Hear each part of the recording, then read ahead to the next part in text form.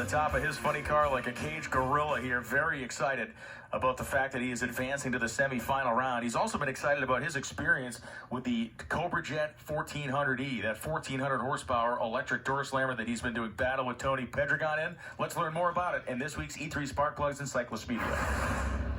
To say the Ford Cobra Jet 1400 electric race car is amazing is an understatement. Just ask Bob Tassca III. He's driven it. It certainly is an understatement. I can tell you, it's nothing like I've ever felt before. I describe it as like being in a slingshot. It's a completely different feel from any other race car I've ever driven. It just has so much torque and power, and it's quiet and it's smooth, and the chassis isn't torquing. This thing is just accelerating. Pure adrenaline. The Cobra Jet is capable of easily running 8.5-second elapsed times in the quarter mile, and it can reach speeds in excess of 170 miles an hour. So, how does it work? It's an 800-volt DC battery system. The batteries are from Exalt Energy, American-made batteries. We have some in the front of the car where the radiator would be. We have some behind the driver's seat area, and we have a large pack in the trunk. Combined, it's 800 volts. It's just over 60 kilowatts. The inverters, which are these things with the black hoses on them, each one of those runs one of the motors. The inverter system runs at an 800-volt DC bus. It transforms that to three-phase AC. They're capable of moving 700 amps to each motor. So at wide open throttle, at full battery voltage, we can put 2,800 amps to the motors. This project means the world to Tassca. After all, his grandfather developed the original Cobra Jet many decades ago.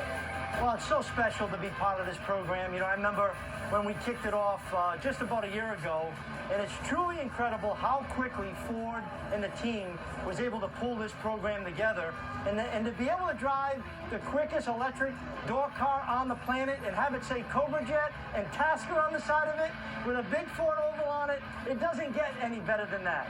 Development will continue on the project, and who knows, maybe one day the electric Cobra Jet will top 200 miles an hour. For the NHRA and our friends at SEMA, I'm John Kernan in Gainesville, Florida. Earlier today, the SmackDown Cobra Jet battle between Tony and Bob. Tony, this was race 2. Well, I'm going to make a nice move off of the starting line. Keep an eye on that. But I was so excited to come down here to Gainesville. More barometric pressure, and it all went out the window when we saw the humidity. This car that I was driving is supercharged, so it's affected by the high humidity. And the performance advantage that I thought I could have went out the window. This electric Cobra Jet not affected by any change in elevation, temperature, humidity. Now, this is the last run. They were trying to shoot for the moon. I thought they were going to run about an 8.0, which is incredible. I saw the front end, and then it disappeared, and that was good news to me because now the record is 2-2. They may extend this somewhere else so other fans are able to see this, but these Ford engineers are not sleeping with these electric cars. Tassca's car got up on the wheelie bar, made a right-hand move, and he had to get out of it so he didn't cross the center line. Meanwhile, shift light, bang. Shift light, bang. I like it. We got to ask Bruno, but I'm thinking that's pretty slick right there. So it's all knotted up at 2 apiece between the internal combustion Cobra Jet and the 1400E. And the Steelers logo on your helmet. I mean, we can debate that in another day. Yeah, but I want it out. I want it out of this car. There's smoke lingering around. When we come back, we're talking Pro Stock Eliminator. Stay with us.